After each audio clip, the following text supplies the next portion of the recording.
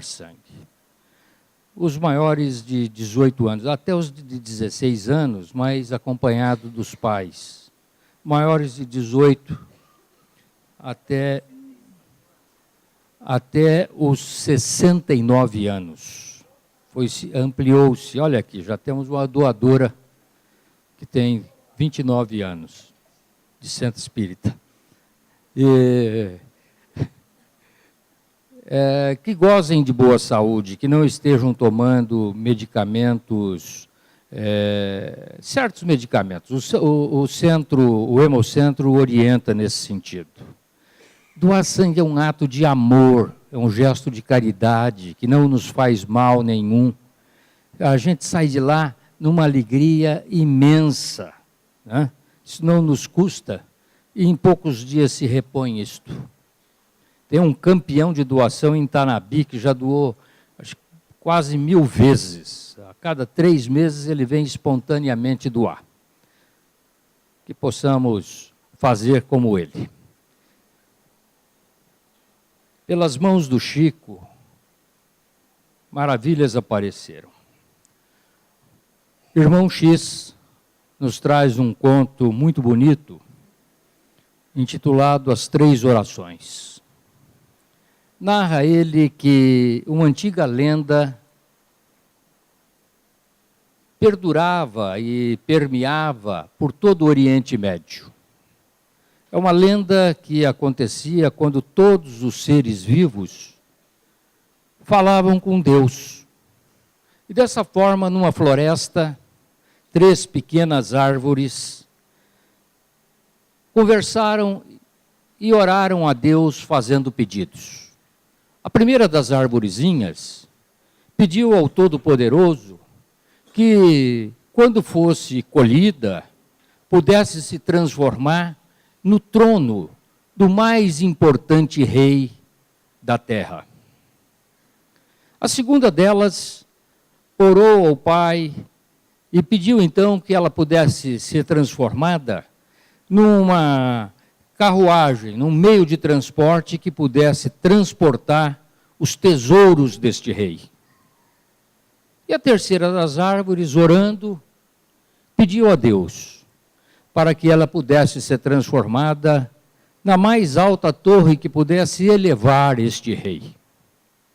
Passados alguns dias, um mensageiro divino chegou até as arvorezinhas, comunicando-lhes que o pedido fora atendido. Desta forma, as arvorezinhas, com uma imensa alegria, e todas as árvores da floresta começaram a torcer por ela, e as arvorezinhas, então, com muita força, colocavam as suas raízes pela terra para dali retirar os sais minerais, as águas, retirar do ar atmosférico o gás carbono, absorver a luz do sol para transformá-la em alimento, e desta forma cresceram-se vigorosas, bonitas, porque eram também de madeira nobre. E o tempo passa. As árvores, então, tornam-se volumosas e ostentavam toda a beleza pela floresta. Até que um dia, adentra a floresta, lenhadores com seus machados afiados e cravam-nos nas 3 grandes árvores, sangrando-as, mas elas vão ao chão com alegria. São então decepadas dos seus galhos e arrastadas violentamente fora da floresta. A primeira das arvorezinhas foi conduzida a um fazendeiro, que de imediato pediu aos seus trabalhadores que lavrassem-na e a transformassem num coxo para a alimentação dos seus animais. A segunda delas foi levada a uma praia onde os pescadores a transformaram num barco. E a terceira delas foi destinada a ficar num depósito para servir mais tarde como estacas de um presídio. Isto causou uma revolta imensa nas outras árvores da floresta.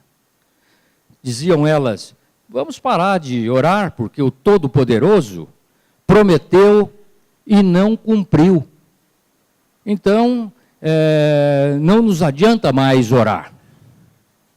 O tempo passa.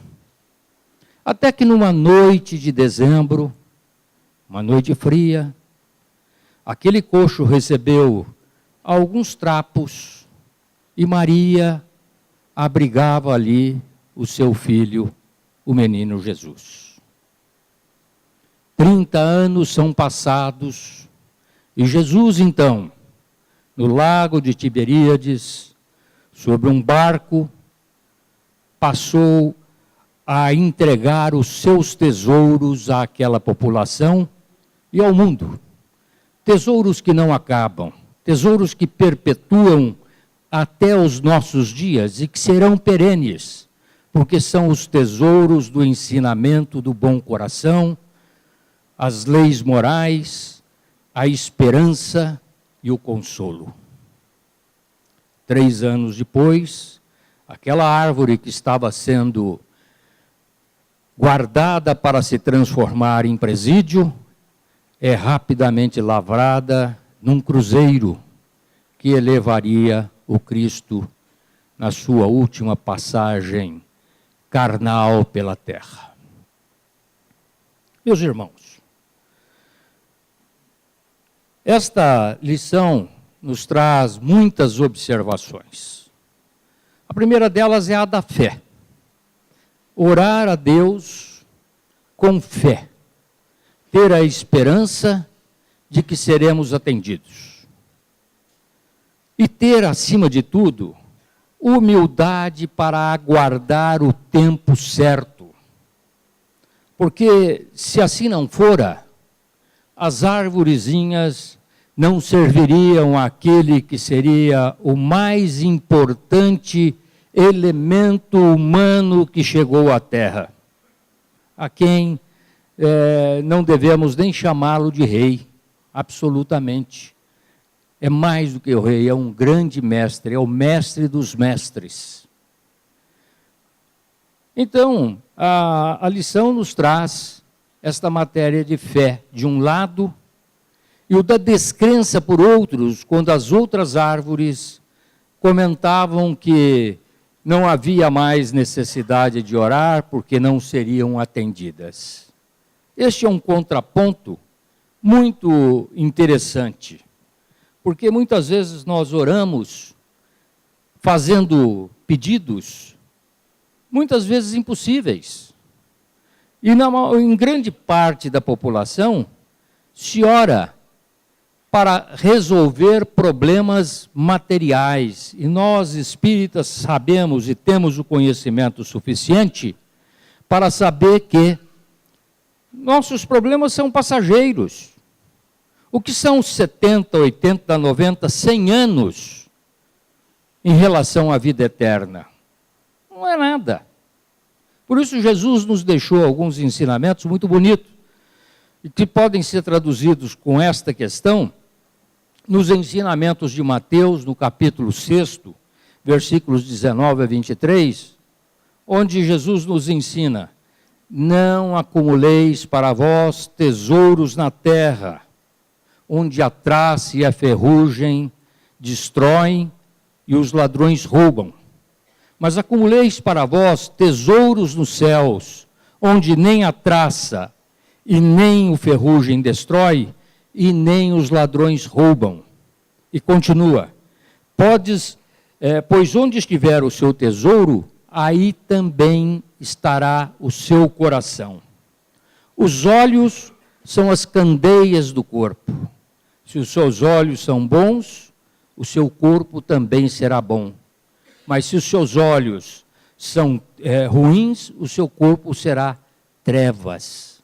No sentido de que nós devemos olhar o mundo com as necessidades que temos para o nosso processo de evolução. Não devemos olhar o mundo com os desejos de ter aquilo que não nos conduz a uma vida primorosa, né? Aí, muitas vezes, caímos nos problemas da alma, na inveja, na ganância, de diferentes formas. Lucas continua esse ensinamento dizendo o seguinte: não temais, ó pequeno rebanho. O pequeno rebanho a que Jesus se dirigia era os seus 12 apóstolos. Porque o vosso Pai agradou-vos dar o reino. Que reino é esse? Não é um reino geográfico. O reino do céu está em nós. É a nossa felicidade. E isto só se obtém com o nosso processo de evolução moral. E continua: vendei o que possuís e dai esmolas. Fazei para vós bolsas que não envelheçam, tesouros nos céus que jamais acabe, onde não chega a traça e o ladrão não roube. Porque onde estiver o vosso tesouro, aí também estará o vosso coração. E nesse ensinamento, a doutrina espírita nos esclarece que não é para despojarmos do que temos e depois irmos esmolar. É para que a gente não se apegue ao dinheiro, não se apegue a ter bens materiais e se fixar nisto. Por outro lado, a própria doutrina nos explica que o dinheiro é uma prova difícil, que, se bem aplicada, contribui com a evolução social e moral da população. Não condena absolutamente quem os tem. E é necessário que evolua a economia, que seja distribuída a renda, que se dê a oportunidade. Não maldiz absolutamente, pelo contrário, bendiz aquele que tem e que pode semear parte da sua fortuna, semear com empregos, com oportunidades, né? Mas está nos alertando que não nos fixemos na matéria. Vivemos hoje, meus irmãos, de um mundo extremamente materialista. Um mundo em que se pensa em ter, em obter, principalmente os nossos jovens, e todos nós, né, permitimos que entre pela nossa casa pessoas que impõem a nós todos uma compra, uma determinação para que se tenha. Então ligamos o televisor, ou ligamos o rádio, ou abrimos os jornais, ali está: compre na casa X, compre na casa Y, saiu um telefone novo, esse é o último lançamento do carro, as cores da moda não são mais o amarelo e nem o vermelho, é o roxo e o azul, e os modelos se sucedem, né? Já disse algumas vezes aqui que nós estamos num mundo de ganância. Hoje um telefone celular não é mais um telefone, não é só uma máquina fotográfica, e nem uma filmadora, é um computador, é uma forma de transmitir a sua imagem em tempo real e conversar com uma outra pessoa. Agora mesmo sai um novo aplicativo, me diz a neta, que faz parte dessa geração, chamado Isis ou qualquer coisa, em que você pergunta ao telefone: ligue para a Rosalina, e o telefone imediatamente atende, ligando para a Rosalina, né? Transmita uma imagem para o José, e imediatamente o telefone atende. Já já nós teremos teletransporte, né? Me leve, eu gosto de grandes cidades, acho que é uma oportunidade para a gente conhecer, me leve para Nova Granada, né? E lá estou eu no centro, aquele centro fervoroso em Nova Granada, né? Então, existem países como a Finlândia e a Coreia do Sul, que têm uma tecnologia muito avançada, em que 2 vezes por ano eles fazem lançamentos de telefone. Não é um lançamento novo, um telefone que saiu. É jogar o telefone velho, que tem 6 meses, 1 ano. Quem joga mais distante ganha. Isso leva o mundo a acumular lixo que não tem tamanho. São José do Rio Preto produzia per capita, por pessoa, produz hoje 400 quilos de lixo por dia. Há 20 anos atrás, nós produzimos 70. Então, cada vez mais estamos consumindo. Precisamos perceber que o mundo não é sustentável se nós continuarmos desta forma. Precisamos preservar as nossas florestas se quisermos ter água. Precisamos preservar as florestas se quisermos ter vida. E precisamos pensar egoisticamente. Nós vamos voltar. Que mundo nós desejamos ter quando voltarmos? Não adianta dizer, eles desmataram. Não, nós desmatamos no passado. Quem sabe eu tenho sido um daqueles lenhadores que tenha desmatado tanto, matado tanto animal, e vim hoje com o propósito de rever um pouquinho essas coisas. Então, estas questões precisam ser colocadas. Mas voltamos ao tema central, que é a questão da oração. Segundo o Livro dos Espíritos, que é dividido em 3 partes, a terceira parte trata-se das leis morais, o capítulo 2 trata-se da lei de adoração. E a lei de adoração está colocada nas questões 658 a 666 do Livro dos Espíritos. Em síntese, ela diz o seguinte, que a prece é sempre agradável a Deus, porque nos coloca diante do Criador, mas quando dita com o coração. Não adianta a prece ser uma prece repetitiva, feita apenas pelos lábios. Ela precisa ser feita pelo coração. A prece a qualidade da prece não está na quantidade. Não é orar 100 vezes uma prece, 200 vezes a outra, ou orar uma prece bonita com os lábios, se não é feita com o coração. Não precisamos ter as preces pré-formadas. Né? Podemos conversar com Deus com sinceridade e certamente seremos atendidos sem que se derrogue as leis divinas.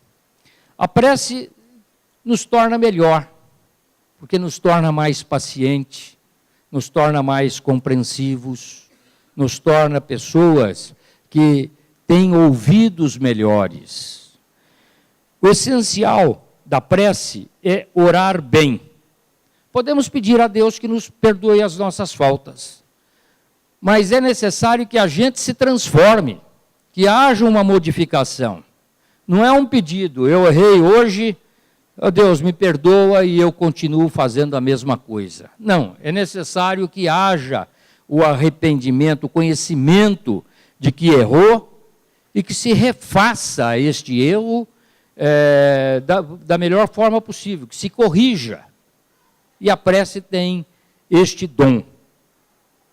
As provas que nós passamos, provas muitas vezes pedidas por nós ou às vezes imposta, elas não serão derrogadas pelo Pai. Porque provas são provas. Mas as nossas orações podem ajudar-nos a atenuá-las, a nos trazer compreensão para o nosso sofrimento. A prece nunca é inútil quando feita com o coração. E pode-se orar, e deve-se orar aos bons espíritos, para que nos intua, para que a gente sinta uma intuição que possa nos colocar no caminho reto. Jesus nos narra, através de Lucas, uma questão muito bonitinha, uma historieta muito bonita, que demonstra exatamente essa questão da prece. Jesus, pregando aos seus apóstolos e a uma pequena população, contava que num templo estava orando um fariseu e um publicano. E o fariseu, então, orava dizendo, meu Deus, eu estou orando porque jejuo 2 vezes ao ano, faço a minha doação do dízimo honestamente, porque eu não sou como esse publicano aí, que rouba, que fala mal, que desdiz dos outros. Eu sou um crente doador das minhas, dos meus bens. O publicano, por seu lado, não ousava sequer levantar a sua cabeça e batia no seu peito. Senhor Deus, me perdoe, eu errei. E Jesus complementa, este último é quem será atendido, porque ele o fez verdadeiramente. Então, quando nós oramos, nós estamos nos colocando de uma forma predisposta à mudança, quando oramos bem e com sinceridade. Me preocupa um pouco ouvir certas coisas que tenho ouvido com interpretações geralmente ligadas ao Chico. As colocações são verdadeiras, mas as interpretações, no meu ponto de vista, são equivocadas. Uma delas diz o seguinte, que a partir de 2019, nós estaremos num mundo de regeneração, né? Um mundo superior. Isto se não houver a Terceira Guerra Mundial. Ora, muita gente está esperando que a partir de 2019 a gente entre no paraíso. Não, isto é impossível, e vamos explicar por quê. Há uma outra questão que está na literatura, e foi uma entrevista que o Chico deu na televisão Tupi nos anos 60, em que ele diz que Emmanuel havia dito a ele que a partir de 2055 o mundo entraria no mundo de regeneração. Antes de desencarnar, perguntaram ao Chico a respeito dessas coisas. E ele respondeu, pode ser, lá pelo ano de 2990. Isto é, mais 900 anos. Entrar no mundo de regeneração pode significar o início da transformação, mas não é a transformação em si. Por quê? Olhemos o mundo. Eu estou aqui com um índice global de paz da ONU, que demonstra que em 166 países do mundo, somente 11 não estão em um movimento bélico. Isto é, apenas 11 não têm qualquer tipo de belicosidade. E o que significa esta belicosidade? Significa que não existe mais do que 25 mortes por ano em confronto. Ora, quando a gente olha o mundo, Sudeste Asiático, Coreia do Norte, Coreia do Sul, China, vendendo arma para o mundo inteiro, impondo a várias minorias chinesas, inclusive no Himalaia, onde eles dominam há anos, a sua força. O Sudeste Asiático está cheio de problemas, Indonésia, Malásia, Sri Lanka e assim por diante. Oriente Médio. No Oriente Médio existia um país, a Síria. Não existe mais, está destruído. E pega todo o Oriente Médio. E no Oriente Médio, eu reitero o que tenho sempre dito, é o povo que mais reza. Árabes, muçulmanos oram 6 vezes ao dia. Os judeus a mesma coisa, e os mais radicais têm que bater a cabeça no muro das lamentações, né, e colocar bilhetinho neste muro, pedidos. Ora, oram com a boca, nunca é feito pelo coração, porque quem ora com o coração ama o seu semelhante. Esta é uma lei de Deus. Amar a Deus sobre todas as coisas e o seu semelhante como a si mesmo, nos ensinou o mestre. A África toda é permeada por guerras. Mas a Europa se salva. Se salva mesmo? Entre a França e a Espanha, existe um país com língua diferente, com cultura diferente, que é o País Basco. Guerreia com a França, porque uma parte da população está lá, ou com a Espanha. São grupos terroristas. A Alemanha financia tropas pelo Afeganistão. Irlanda do Norte e Irlanda do Sul guerreiam em face das religiões católicos e protestantes. A Inglaterra está em grande parte do mundo e construiu a sua fortuna com pirataria e com ocupação colonial em grande parte do mundo. Vamos para as Américas. Os Estados Unidos é grande produtor de arma e grande produtor de desavença pelo mundo. É um país bonito, evoluído, tem povo bom, mas tem uma política externa horrorosa. E hoje vive com medo, porque a todo momento eles podem ter lá um desastre como o da Torres Gêmeas. A América Central, o México tem guerra no norte, guerra no sul, vários países estão em movimento bélico. A América do Sul, Colômbia, Venezuela, Equador, Bolívia, Peru, agora o Paraguai, a Argentina em polvorosa e o Brasil. O Brasil tem guerra urbana, meus irmãos. Não é comum, não é incomum ouvirmos uma quantidade de morte igual a estabelecida pela ONU em conflitos. Morrer 25 pessoas em conflitos num único dia. Então, o que falta ao mundo?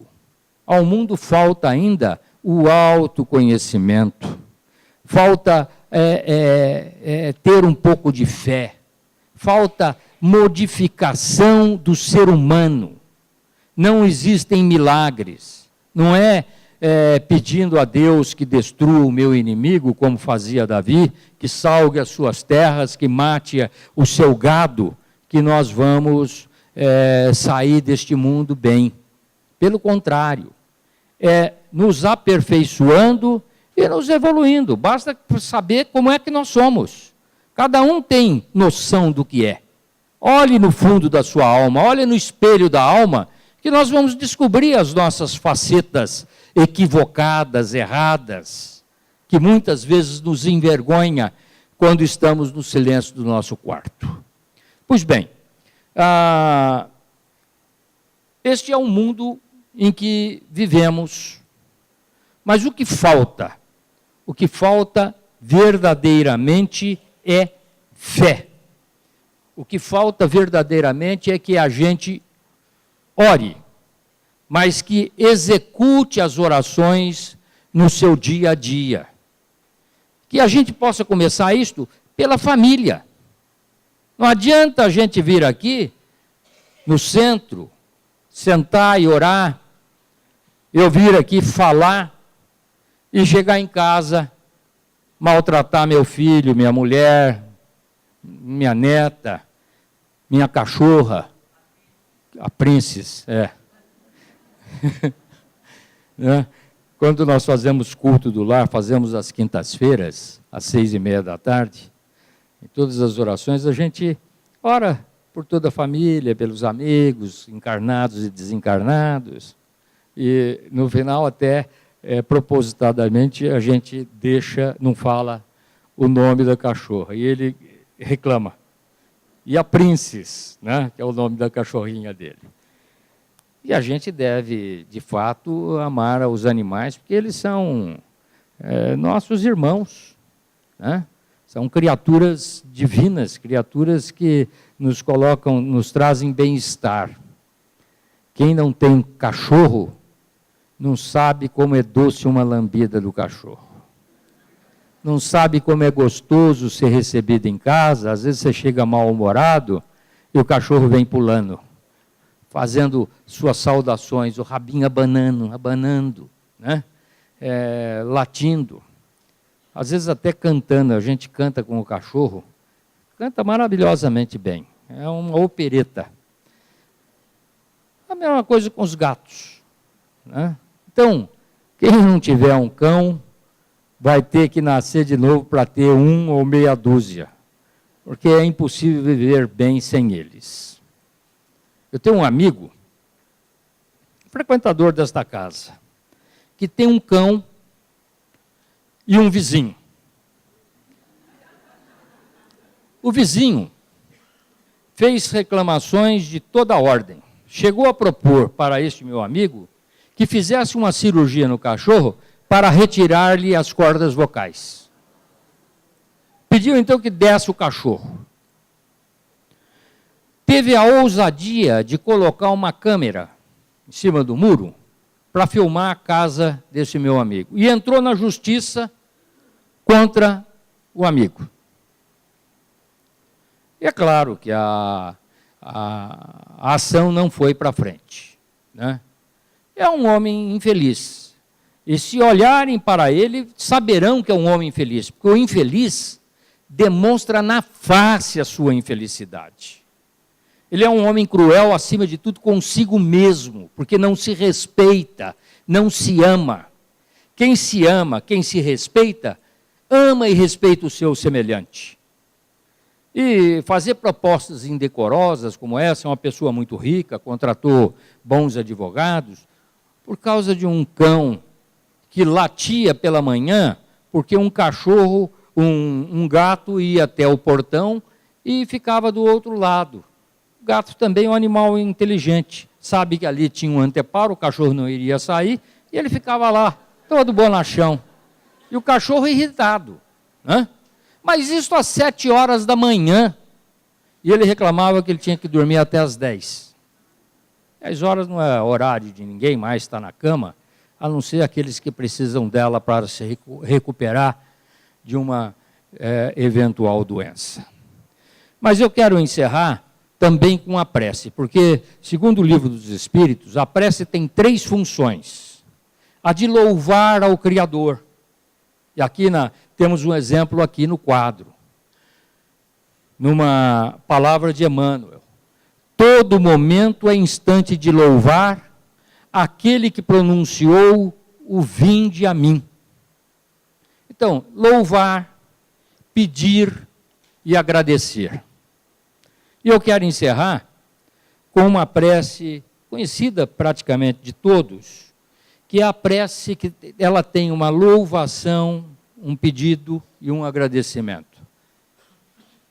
Trata-se da prece que Abigail fez junto do corpo de Estevão, na obra de Paulo e Estevão, por Emmanuel, que diz o seguinte: Senhor Deus, Pai dos que choram, dos tristes, dos oprimidos, fortaleza dos vencidos, consolo de toda a dor.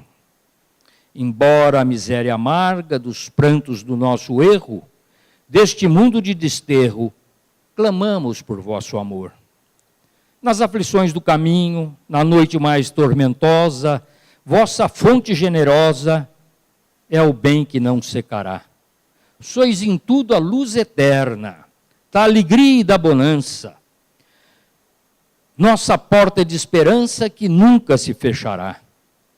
Quando tudo nos despreza no mundo da iniquidade, quando vem a tempestade sobre as flores da ilusão, ó Pai, sois a luz divina, o cântico da certeza, vencendo toda aspereza no dia da nossa morte.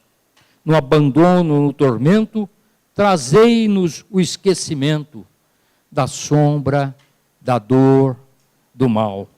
Que nos últimos instantes sintamos a luz da vida, renovada e redimida, na paz ditosa e imortal. Que todos tenham um bom domingo e que se lembrem que temos um Hemocentro, clamamos por nós. Bom domingo a todos.